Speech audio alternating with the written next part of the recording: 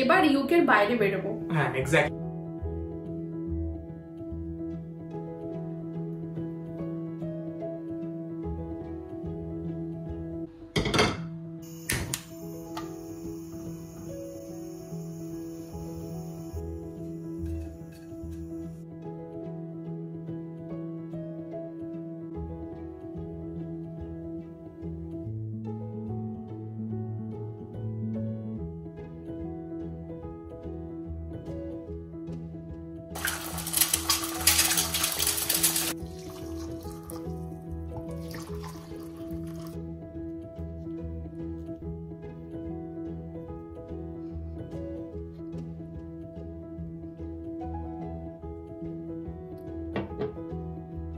Hey guys, good morning. Welcome back to Bonk Candid. আশা করি আপনারা সবাই খুব ভালো আছেন, সুস্থ আছেন আর অনেক আনন্দ আছেন। আমরা এখানে খুব ভালো আছি। আজকে একদম সকাল সকাল ব্লগটা শুরু করছি। শমিক সকালের ব্রেকফাস্ট করে নিয়েছে। ব্রেকফাস্ট বলতে ও আজকে যেহেতু অফিস যাবে তাই জন্য ভাত, ডাল, সবজি এসবই খেলো। আর আমি খেলাম হচ্ছে ব্রেড, যেরকমটা আপনারা দেখলেন। আর এবার ও চলে যাবে অফিসে আর আমিও ওর সাথেই বেরোবো, কারণ আমি যে ঘি বানানোর যে জিনিসগুলো হয় সেগুলো কিনে আনবো। অ্যাকচুয়ালি এখানে ঘি পাওয়া যায়, এরকম নয় যে পাওয়া যায় না। আর সেই ঘিগুলো আমাদের দেশ থেকেই আসে। দেশ বলতে মেনলি ইন্ডিয়া, বাংলাদেশ এইসব জায়গা থেকেই আসে।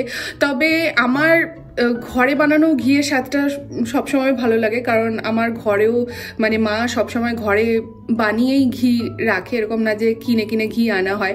তো আমিও সেটাই প্রেফার করি। তো যখন এসছিলাম তখন মা কিছুটা ঘি দিয়ে দিয়েছিল, সেই ঘিটা শেষ হয়ে গেছে। তো এখন তাই জন্য ঘরে আজকে ঘিটা বানিয়ে নেবো। চলো ব্লগটা এখান থেকে শুরু করছি, আশা করি ভালো লাগবে।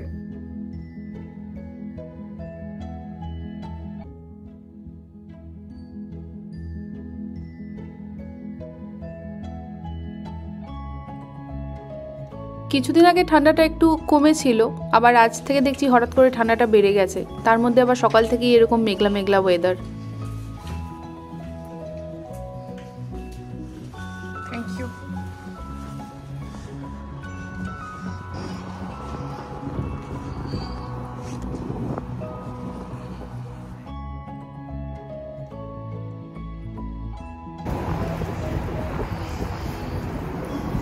আচ্ছা, আমরা আসছিলাম এই রাস্তাটা দিয়ে। এবার এই রাস্তাটা এসে দুভাগে ভাগ হয়ে গেছে, একটা গেছে ওই দিকে আর একটা গেছে এই দিকে। শমিকের অফিস এই দিকে, তো শমিক এই দিকে যাবে বাস ধরে, আর আমি ঢুকবো সামনের টেস্কোতে। তো শমিকও আমার সাথে টেস্কোই ঢুকলো। ও বললো টেস্কোতে কেনাকাটা হয়ে যাক, তারপর ও বাস ধরে অফিস যাবে।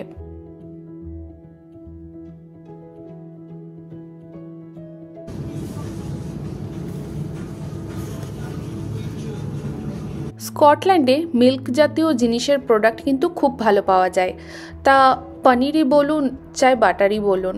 তো এখানে বিভিন্ন ধরনের বাটারের অপশান থাকে, যেরকম সল্টেড, আনসল্টেড। তো ঘি বানানোর জন্য আনসল্টেড বাটারই আমি নিয়ে এসেছি 2 পিস।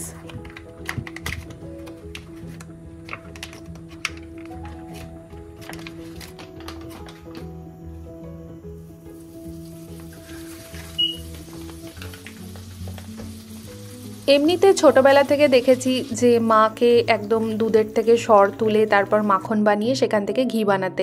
ইভেন আমাদের মামা বাড়িতেও তাই হয়। তবে এখানে তো ওইভাবে সর তুলে করা সম্ভব না, তো ওই জন্য এখানে বাটার কিনে সেখান থেকে ঘি বানাচ্ছি। আর এখানে বাটারের কোয়ালিটি তো খুবই ভালো, আর চারদিকে এত সুন্দর গন্ধ বেরিয়েছে, একদম সেই গাওয়া ঘিয়ের মতো গন্ধ। আমাদের বাঙালির যে প্রতিনিয়ত রান্নাগুলো হয় তাতে কিছু না কিছু ক্ষেত্রে ডালে বলুন বা তরকারিতে বলুন বা কখনো সিদ্ধ ভাত বা খিচুড়িতেই বলুন, ঘি লেগেই যায়। আর যেহেতু ছোটোবেলা থেকে একটু ঘরে বানানো ঘি খেয়েই আমি অভ্যস্ত, ওই জন্য সেই ঘরের স্বাদটা পেলে যেন বেশ ভালো লাগে। ঘি তো হয়ে গেছে, আর এটা এখন প্রচণ্ড গরম আছে, একটু ঠান্ডা হলে তারপর ঢেলে রাখবো। 1 hour later.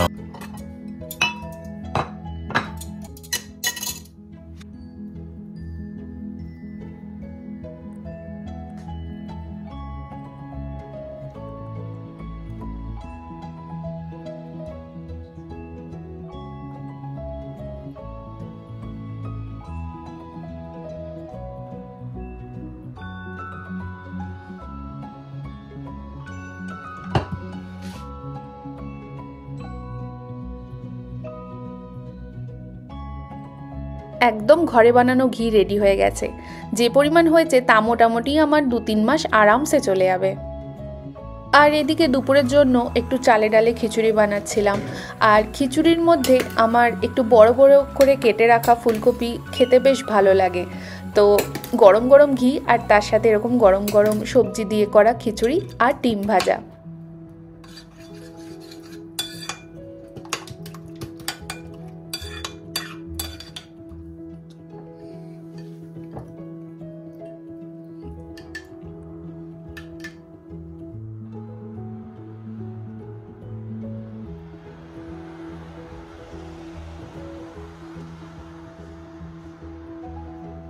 এক ঘন্টা পর দেখুন ঘিটা কেমন জমে গেছে ঠান্ডায়, আর একদম সেই ঘরে বানানো ঘিগুলোর মতো দেখতে লাগছে। এতদিন ধরে আমরা যে জায়গাগুলি ঘুরেছি সেগুলো ইউকেরই মধ্যে, যেমন ইংল্যান্ড, স্কটল্যান্ড। যদিও ইংল্যান্ডের কান্ট্রি সাইড আমাদের বাকি আছে, বাট ওটাও আমাদের প্ল্যানিং এ আছে যে আমরা একবার কান্ট্রি সাইডটাও ঘুরবো। আর পূজোর সময় তো লন্ডন গেছিলাম। হ্যাঁ, লাস্ট পুজোর সময় আমরা দুর্গাপুজোর সময় লন্ডনেই ছিলাম। এবার ইউকের বাইরে বেরোবো। হ্যাঁ, এক্স্যাক্টলি, এবার ইউকের বাইরে বেরোবো। বেশ কিছুদিন ধরে আমরা ভাবছিলাম যদি একটু ইউকের বাইরে যাওয়া যায়। তো এখানে খুব কাছে আমাদের একজন বন্ধুও থাকে, তো আমরা সবাই মিলে ডিসকাস করছিলাম কোথায় যাওয়া যায়। এখানে মানে এইসব সাইডে এত বেশি অপশন, মানে গোটা ইউরোপটা ধরুন পড়ে আছে, তারপর ইউকেরও চারদিকে প্রচুর অপশনস আছে। তো সবাই মানে মোটামুটি একটা লিস্ট বানিয়ে নিয়েছে যে এ বলছে এখানে যাব, ও বলছে ওখানে যাব। তো আমাদের যেরকম খুব প্রিয় একটা জায়গা যেটা হচ্ছে আয়ারল্যান্ড, তো আমরা এবার আয়ারল্যান্ড থেকেই ভাবলাম স্টার্ট করি। আর আয়ারল্যান্ড যেতে গেলে ভিসাও লাগে, সাউদার্ন আয়ারল্যান্ড। বেসিক্যালি আমরা ডাবলিন যাওয়ার প্ল্যান করেছি, আর ওই জন্য ও যেমন একটু আগে জাস্ট ভিসাটার অ্যাপ্লাই করলো। এখানে ডাবলিন যেতে গেলে আমাদের শর্ট ট্রাভেল ভিসা করতে হয়, যেটাকে short C type travel visa বলে। জাস্ট আমি অ্যাপ্লাই করলাম, তো মোটামুটি ভিসাটার ভ্যালিডিটি থাকে 90 ডেজ, আর এই 90 ডেজের মধ্যে আপনাকে ঘুরে আসতে হবে। নর্দার্ন আয়ারল্যান্ড যেতে গেলে ভিসার দরকার পড়ে না, কিন্তু এটা ডাবলিনটা সাউদার্ন আয়ারল্যান্ডের দিকে, তাই জন্য ভিসা আমাদের করতে হবে। তো সেই ভিসা অ্যাপ্লিকেশন হয়ে গেল, আর একজনকে দেখে মনে হচ্ছে প্রচন্ড এক্সাইটেড। এক্সাইটমেন্ট একটু তো থাকে ঘুরতে যাওয়ার হলে। কিন্তু শুধু কি ঘুরতে যাওয়ার এক্সাইটমেন্ট, নাকি আসল কারণটা বলো? কি আসল কারণ? শপিং করবে। ও, ওটা তো সব মেয়ের থাকেই শপিং। কোথাও যাওয়ার হলে আগে শপিং করতে হয়, তাই না? সেটা আমি বলি না, এটা মানে ধরো এরকম তুমি কালকে একটা জায়গায় ট্রিপ করছো, সেটার জন্য আলাদা মানে শপিং হবে। আবার তুমি এক সপ্তাহ পরে আরেক জায়গায় ট্রিপে যাচ্ছ, সেটার জন্য আলাদা শপিং হবে, তাই না? এবার আমি না শপিং, তুমি যখন অফিস যাবে আমি শপিং করে চলে আসবো, তুমি জানতেও পারবে না যে আমি শপিং এ গেছিলাম। অতই সস্তা তুমি যাবে আর আমি খোঁজ পাবো না? তাই আমি এখান থেকে শপিং করতে গেলে তুমি খোঁজ। চারিদিকে সিসিটিভি লাগানো আছে কিন্তু। ও মাই গড। না জোকস অ্যাপার্ট, আমি এত বলছি। তবে যখনই কোথাও যাওয়ার থাকে আমার শপিং এর চিন্তা কিন্তু আমাকে করতে হয় না, কারণ পুরো জিনিসটাই ও ম্যানেজ করে, ওই সুন্দর করে চয়েস করে সব। তোমার জামা থেকে শুরু করে জামা, জ্যাকেট, মানে সমস্ত কিছু কিন্তু তোমার হাতের সামনে রেডি থাকে। মানে আমার ড্রেসের ব্যাপারটা আমাকে ভাবতে হয় না, পুরো জিনিসটা ওই ম্যানেজ করে, ওই পছন্দ করে কিনে চিন্তা করতে হয় না। হ্যাঁ একদম, এদিক দিয়ে আমি লাকি। ও শুধু এদিক দিয়ে লাকি? সব দিক থেকে লাকি, মানে এই দিকটা একটা বড় ব্যাপার না। মানে আমাকে ওই গিয়ে পছন্দ করাটা খুব বোরিং লাগে আমার। মানে আমি তো দেখেছি কিভাবে করি, মানে খুঁজে পাই না। আমি ওই জন্য তোমাকে নিয়ে যেতেও পছন্দ করি না। আমার মনে হয় যে আমি একা একা গিয়ে শপিং করলে সব থেকে ভালো, নিজের মতো করে দেখো, শোনো, যতক্ষণ ইচ্ছা টাইম লাগাও। কারণ এও তো দেখে না, দাঁড়িয়ে থাকে, আমার তখন মনে হয় কি আমাকে তাড়াতাড়ি করতে হবে। মানে এরকম অনেক জায়গায় হয়েছে যে আমি গোটা মল খুঁজে ফেলেছি, কিন্তু আমার পছন্দ মতো কোনো ড্রেস পাইনি। তারপর দেখেইনি ভালো করে, সত্যি কথা হচ্ছে দেখেইনি, দেখবে তারপর না পছন্দ হবে, দেখেইনি। কিন্তু ওর চোখে পড়ে যায়, মানে ওর চোখ খুব ভালো, মানে ও খুঁজে নেবে ঠিক। আমি তো খুঁজেই পাই না ম্যাক্সিমাম, তাই জন্য এই দায়িত্বটাও নিয়ে নিয়েছে, আমার আর কোনো চিন্তা নেই। মজা তো লাগছেই। আয়ারল্যান্ড যাবো বলে কথা, ডাবলিন আমারও বাকেট লিস্টে ছিল। তো নেক্সট মান্থের লাস্টের দিকে, মানে মার্চের লাস্টের দিক করে আমরা টিকিট কেটেছি। অ্যাকচুয়ালি এখানে কি হয়, ভিসা অ্যাপ্লাই করার আগে আপনাকে ফ্লাইটের টিকিটও বুক করে নিতে হবে, আপনাকে হোটেল বুক করে নিতে হবে। তো এক্ষেত্রে যেহেতু আমরা দুটো ফ্যামিলি যাচ্ছি, তো সেক্ষেত্রে হোটেলস না, আমরা এয়ারবিএনবি বুক করেছি। তো এয়ারবিএনবির কনসেপ্টটাও অনেকেই আপনারা জানেন, আর যারা জানেন না তাদের জন্য আমি বলি, এয়ারবিএনবি হচ্ছে মানে একটা ধরুন গোটা আপনি ফ্ল্যাটের মতো পেয়ে যাচ্ছেন।